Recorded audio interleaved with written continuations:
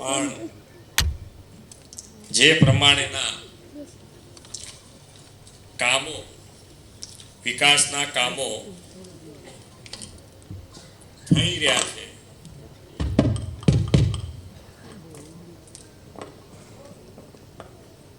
અવાજમાં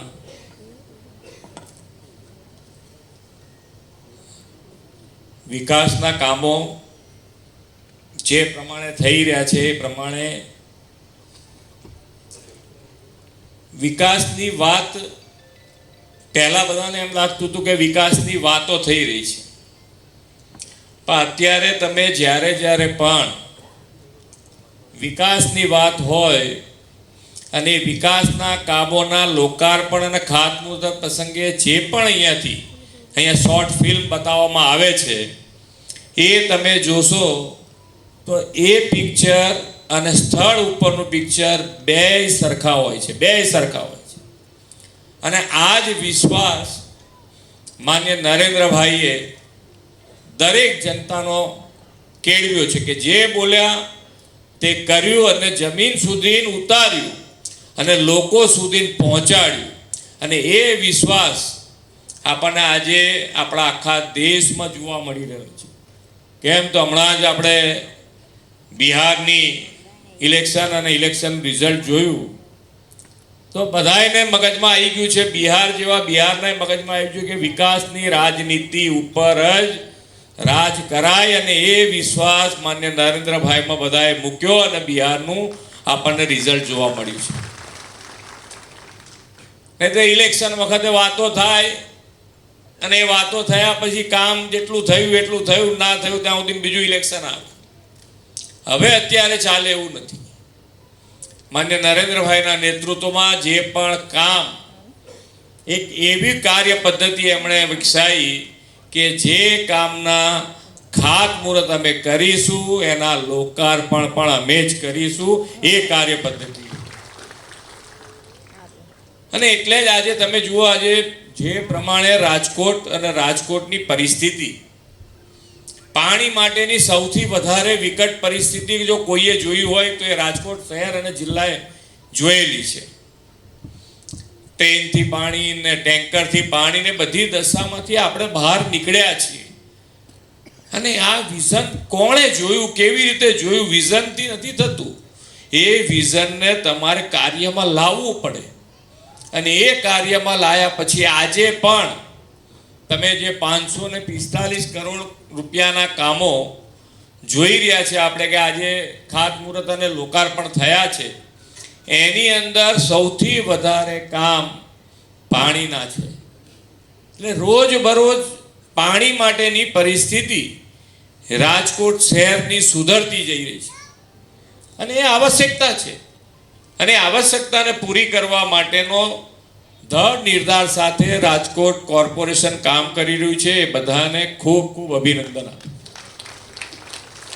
2005માં શહેરી વિકાસ વર્ષ માન્ય નરેન્દ્રભાઈએ શરૂ કર્યું ત્યારે શહેરોની પરિસ્થિતિ એક સામાન્ય, જેને કહેવાય કે મેનહોલ હોય. હમણાં અહીંયાથી જીતુભાઈ કહેતા હતા કે 545 કરોડમાં તમે હલી નથી, પણ એ વખતે મેયરશ્રી અથવા તો કોર્પોરેટરોને 50,000 કરોડનું 50,000નું કામ જો મંજૂર કરાવવું હોય તો કમિશનર પાસે કેટલાય દિવસ સાથે બેસીને મિટિંગો કરવી પડે. અને આજે કરોડ રૂપિયાનું કામ કોર્પોરેટર પાસે ત્યાંના સોસાયટીના રહીશો ભેગા થઈને આરામથી બોલી શકે છે. આ ડેવલપમેન્ટ જ્યારે આગળ વધતું હોય, પાણી નહોતું તો પર્યાવરણની તો વાત જ કેવી રીતે કરવાની? પર્યાવરણ ઉપર ભાર કેવી રીતે મૂકી શકાય? જ્યારે માન્ય નરેન્દ્રભાઈ અહીંયા પાણીની વ્યવસ્થા ઊભી કરી પછી પર્યાવરણનું, હમણાં અહીંયા આગળ એક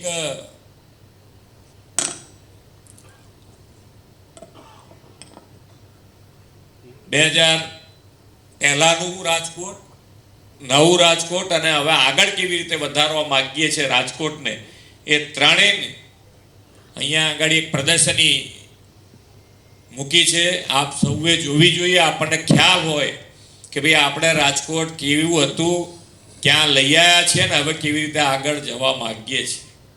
તમને ખૂબ આનંદ થાય એવું આ પ્રદર્શની છે. એક વખત તો દરેક જણે જોવું જોઈએ, તો જ તમને ખ્યાલ આવશે કે આપણે કઈ પરિસ્થિતિમાંથી આજે બહાર નીકળ્યા છીએ. અને જે પ્રમાણે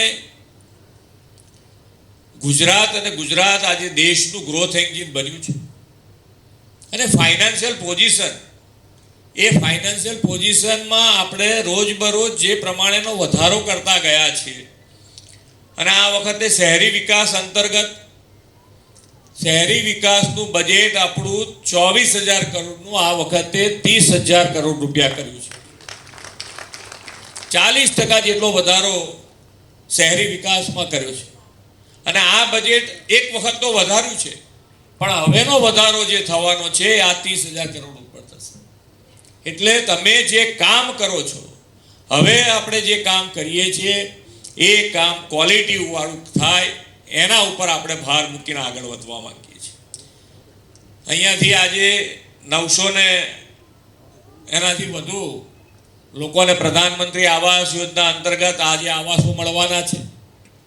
આવાસો પણ જે પ્રમાણેની ક્યાંક ને ક્યાંક પહેલાના આવાસો ને અત્યારના આવાસોમાં એટલા સુંદર આવાસો બનતા હોય છે કે આપણને એમ લાગે કે પ્રાઇવેટ બિલ્ડરની જો સ્કીમ હોય એવી સ્કીમ આજે સરકાર બનાવતી થઈ છે. આ વિકાસની પરિભાષા છે. અને એની અંદર લાઇટ, પાણીથી માંડીને બધી જ વ્યવસ્થા નાનામાં નાનો માણસને મળે એ પ્રકારનું આયોજન કોર્પોરેશને કર્યું છે. અને આજે જ્યારે જેને મકાન મળે એ બધાને અમારી તરફથી ખૂબ ખૂબ શુભેચ્છાઓ પાઠવીએ છીએ. અને વિકાસના પંથે આપણે આગળ વધતા હોઈએ ત્યારે જે માન્ય વડાપ્રધાનશ્રી જે વિકસિત ભારત માટેનો સંકલ્પ છે, એ વિકસિત ભારતના સંકલ્પ માટે આપણે જ્યારે આગળ વધતા હોઈએ ત્યારે આપણે સૌએ આત્મનિર્ભર ભારત અને આત્મનિર્ભર ભારત માટે સ્વદેશી અપનાવવું અને સ્વદેશી ઉપર ભાર મૂકીને જ્યારે આપણે આગળ વધતા હોઈએ ત્યારે આપણે સૌએ નગર, મહાનગર અને ગ્રામ બધા એક સાથે જો આગળ વધીશું તો જ આપણે વિકસિત ભારતનો સંકલ્પ પૂરો કરી શકીએ. અને એના માટે વિકસિત ભારત માટે, વિકસિત ગુજરાત માટે આપણે સૌ સાથે મળીને આગળ વધીએ એ જ અભ્યર્થના સાથે વિરમું છું. ભારત માતા કી જય. વંદે માતરમ. જય જય ગરવી. ખૂબ તાળીઓ.